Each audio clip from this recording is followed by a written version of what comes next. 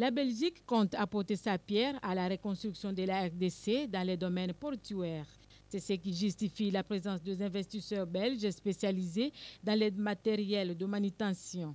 Cette délégation, conduite par le directeur de cabinet adjoint du vice-premier ministre en charge de la reconstruction, Kelon Kassongo, a effectué une visite technique dans les ports maritimes et fluviales de Matadi et de Boma. Le directeur technique de l'ONATRA, Maker Mukumbu, qui a guidé la délégation sur le terrain, a fourni toutes les explications sur le fonctionnement de tous ces ports. Il a été constaté qu'au port de Matadi et de Boma, les problèmes sont les mêmes, notamment l'insuffisance des engins de manutention appropriés, le délabrement des infrastructures, l'immobilisation de la vedette île Malteba et le manque d'évacuation des conteneurs. Il faut souligner par ailleurs que le port de Boma, construit uniquement pour l'exportation, est destiné aujourd'hui à l'importation, ce qui fait que ce port n'a pas de l'espace suffisant pour la manutention.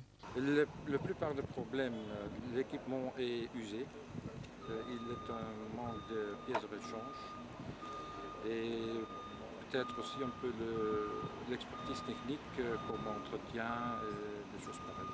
Ce sont surtout des problèmes mécaniques qui sont relativement faciles à résoudre. Après la visite des ports de Matadi et de Boma, la délégation s'est rendue dans la province de l'Équateur et dans la province orientale.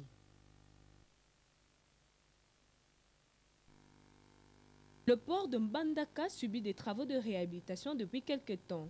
Travaux initiés par le gouvernement provincial sur instruction du chef de l'État, Joseph Kabila Kabange.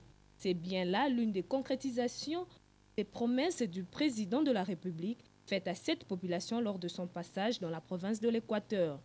L'avancement de ces travaux a suscité l'intérêt de certains investisseurs étrangers tels que Inversion Consulting et KSB, entreprises spécialisées dans l'équipement portuaire.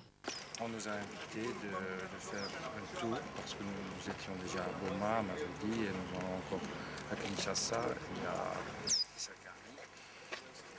On veut voir ce qu'on peut faire pour développer, investir ici.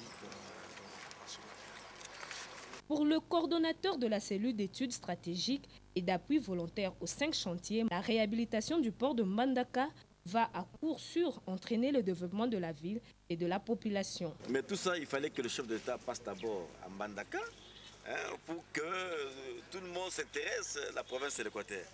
Voici maintenant les retombées de son voyage.